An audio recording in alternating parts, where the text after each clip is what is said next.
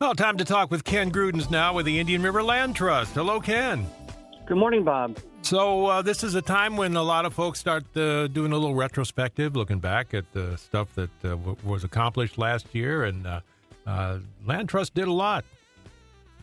We did. I'm always just looking forward, though, Bob, to be honest. But it's been a great year, and we're really excited about a number of projects that have been moving along pretty well, including our Coastal Oaks Preserve Living Classroom project, which we've talked about before, which is our 226-acre preserve that has every type of habitat you can find in the region, in the coastal region. And we're creating a living classroom where there'll be a gathering pavilion that's rustic in nature and yet high-tech, allowing for programming with partners to allow children and adults alike to immerse in these environments, learn about them, research, and really come to appreciate the lagoon environment and our natural areas. Are you close to getting that open now? We're close to breaking ground on the buildings. It's always a slow process with permits and such with the county, but we're moving forward, and I would imagine it'd be done in about a year. So I'm hoping that we will be ribbon cutting in 2027.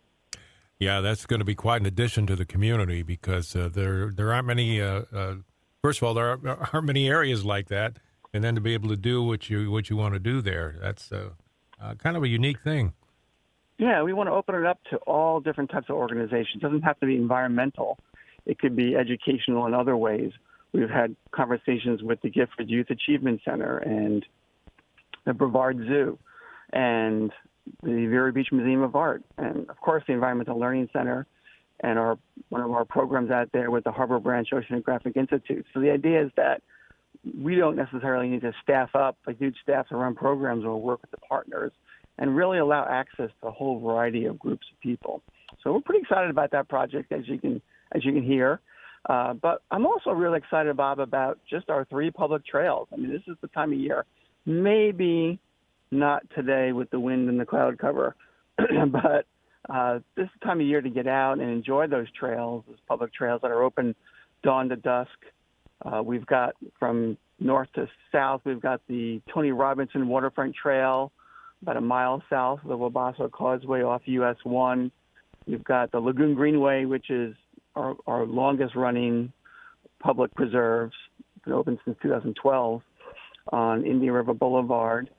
And we've got the Oyster Bar Marsh, which is South A1A, just before Round Island Parks. So we're excited about that, and for people to get out and enjoy these different environments and to check them out if they haven't. You can find out more on our website. The website is irlt.org. Yeah, that Greenway is really amazing. I've done that myself a few times, and boy, once you get close to the lagoon, it's like you're out there by yourself. It really is. It's all 3 properties are like that. It's amazing that you can just be really kind of in the center of town, and yet you feel like you're miles away. And that's one of the great, sort of features of these properties, that they allow for people to unplug and get away minutes from their house. Yeah, have you got any land acquisitions that you're working on? We are always looking at land acquisitions, as I say. And a couple of years ago, the Land Trust expanded its sites. We've been focused primarily on the Indian River Lagoon, and I think rightly so for more than 15 years. But now we're really looking everywhere in the county because, as we've discussed, development pressure is increasing out to I-95 and potentially beyond. So we're looking at important waterways and water recharge areas and wildlife corridors, including a multi-use trail that we're looking at along the St. Sebastian River, along the edge of the Sebastian Highlands, looking at important ranch lands that are out to the western part of our county that provide important corridors for the wildlife that roam through the state, such as the Florida panther or black bear and such. Well, it's amazing when you look at the bank along the lagoon. If you say you're on top of the bridge or something and you just see undeveloped property and you think, some people might think, oh, someday that's going to be developed, but it won't, will it? It's No, it's pretty unique. We're pretty lucky here between what the Land Trust has done and what the county has done with various bond referendums over the years. We're pretty unique, and I think that's going to show itself. Even if we go forward another 25 years and look back, when more and more of Florida is developed, it'll really shine. It already does, but I think it's something that these places are protected in perpetuity, which is critical.